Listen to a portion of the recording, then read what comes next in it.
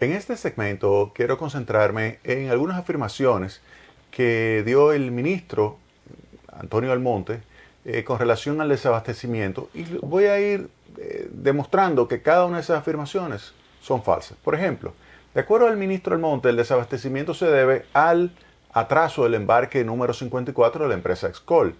La realidad es que eso es falso. ¿Por qué es falso? Porque aun cuando hubiese llegado ese último embarque el día 2 de agosto, que debió haber llegado, pues a partir del 12 de agosto, 12 o 13 de agosto, ya no hubiese tenido carbón. Por lo tanto, esa afirmación sencillamente es falsa. No hay carbón simplemente por el hecho de que no se celebró oportunamente la licitación. La licitación que se debió haber hecho en marzo se comenzó a ejecutar a partir de julio. Por lo tanto, es esa la verdadera razón, la verdadera causa que explica el desabastecimiento de carbón en la central termoeléctrica Punta Catalina. Dice el ministro Almonte que se ha operado con las reservas de Punta Catalina. Y eso es falso. No. Se operó durante ese mes que no hubo carbón porque sencillamente no es porque se atrasó el barco, sino porque no había quien comprarle porque el contrato había concluido. Pues ese carbón que se utilizó no fueron las reservas en realidad. En realidad fue que se utilizó carbón proveniente de Itabo. Itabo tenía carbón disponible y le prestó primero 33.000 toneladas métricas y luego 15.000 toneladas métricas. Es por eso que la central termoeléctrica Punta Catalina pudo estar produciendo electricidad y evitar así que los apagones de esta semana fueran todavía más severos de lo que pudo haber sido si no hubiese sido por esa cooperación de Itabo. Así que ese es un punto importante por el hecho de que si salía Punta Catalina estamos hablando de una caída del 30% de la electricidad en la República Dominicana. El ministro Almonte también se empeña en decir que el contrato no tenía penalidades. Y en ese sentido, yo voy a enseñarles a ustedes lo que es algunos artículos de ese contrato. Voy a comenzar con el artículo 2.5.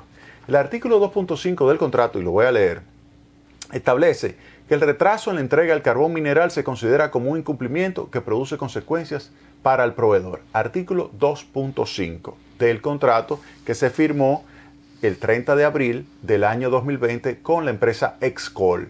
Repito, se firmó el contrato de compraventa de 2 millones de toneladas métricas en abril del año pasado por 2 millones de toneladas y por eso es que nosotros le hemos dejado a la nueva administración 1.8 millones de toneladas.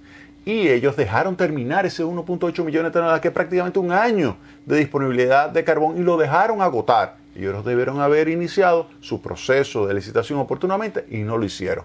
Pues ese 2.5 del contrato, de suministro, de ese contrato, que el retraso en la entrega de carbón mineral se considera como un incumplimiento. Primer elemento. Específicamente, conforme a lo dispuesto en el artículo 6, entonces el artículo 6, le voy a leer lo que dice, se lo voy a resumir. El suplidor hizo entrega a la CDE de una garantía de fiel cumplimiento del contrato por la suma de 4.7 millones de dólares, con vigencia hasta por lo menos 90 días posteriores al vencimiento del contrato, por lo cual dicha garantía debía mantenerse vigente por toda la duración del contrato y sus prórrogas. Ahí está el 6.1, suministrar y entregar, esas son las obligaciones, y luego el artículo 7 establece que hay que entregar una garantía de 4.7 millones de dólares que hay que mantenerla vigente. El artículo 7 establece también que el proveedor reconoce que esa garantía de 4.7 millones de dólares se puede ejecutar y hacer efectiva. ¿Para qué? Para poder cobrar los daños y perjuicios, así como también hacer efectivas las penalidades originadas por el incumplimiento de las obligaciones que pudo haber tenido ese suplidor con la CDE. Ahora bien, ¿cuál fue el elemento fundamental en todo esto? Que la actual administración, teniendo una garantía, que aquí también la tengo, esta garantía, que tiene una validez hasta el 30 de julio, debía prorrogarse y no la solicitaron esa prórroga. Es decir, que se venció esa garantía. Se le venció en las manos una garantía que vencía 90 días después de la fecha de vencimiento del contrato firmado el 30 de abril. Debía vencer el 30 de julio. Pues bien, a pesar de tener 90 días y de tener un contrato en la mano que establecía que debía solicitársele al suplidor que hiciera una prórroga de esta garantía, pues no lo hicieron. No lo hicieron sencillamente y por eso no pudieron ejecutar ningún tipo de las penalidades, ningún tipo de daños y perjuicios. Es decir, que sencillamente fue una mala gestión de parte de la actual administración de la central termoeléctrica Punta Catalina. No pudieron simplemente. Y dice ahora el ministro Almonte que fue porque no tenía penalidades. No. El contrato tenía penalidades. El problema es que ustedes no la ejecutaron adecuadamente porque dejaron vencer la garantía. Otra afirmación que se ha vertido en los medios de comunicación es que el suministro de carbón de Expol tiene carácter exclusivo. También es falso. El artículo 1.5 del contrato, ¿qué establece? Establece que la sede tiene el derecho de adquirir de cualquier otro suplidor. De cualquier otro suplidor tiene el derecho de adquirir carbón mineral. Es decir, que si tenía algún tipo de problema el suplidor Expol, podía perfectamente la CDE decir, óyeme, este barco yo lo voy a comprar en Colombia o lo voy a comprar en los Estados Unidos a otro suplidor, porque tú me señalas que tienes un problema con las minas. Si tú tienes un problema con la mina, no hay problema.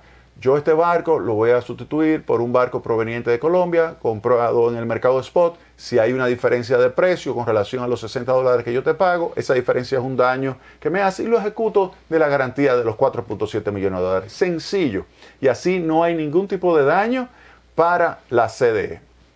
Es así que se administran los contratos. Si ellos no saben cómo administrar un contrato, entonces tienen un problema.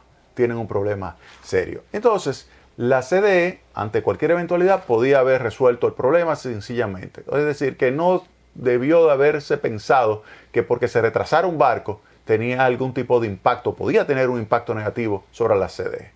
También hay que señalar que lo que sí es verdad de todo lo que se puede decir, es que el sobrecosto que va a pagar Punta Catalina, porque sencillamente se mantuvo en una situación donde no se acordó realmente comprar oportunamente, es de 172 millones de dólares. Para que ustedes tengan una idea, ya el presidente Luis Abinader llamó al presidente Iván Duque, consiguió que le mandara 5 barcos por un total de 300.000 toneladas. Eso hace un total de 2 meses de operación, casi 2 meses de Punta Catalina, pero hubo que pagar un monto importante. Específicamente, hubo que pagar un monto, y le voy a dar el dato exacto, hubo que pagar un monto que ascendió a 35 millones de dólares, adicional a lo que debió haber pagado Punta Catalina si hubiese hecho oportunamente su licitación. Así que ahí vemos, Luis Abinader, el presidente, al llamar al presidente colombiano, consiguió el carbón,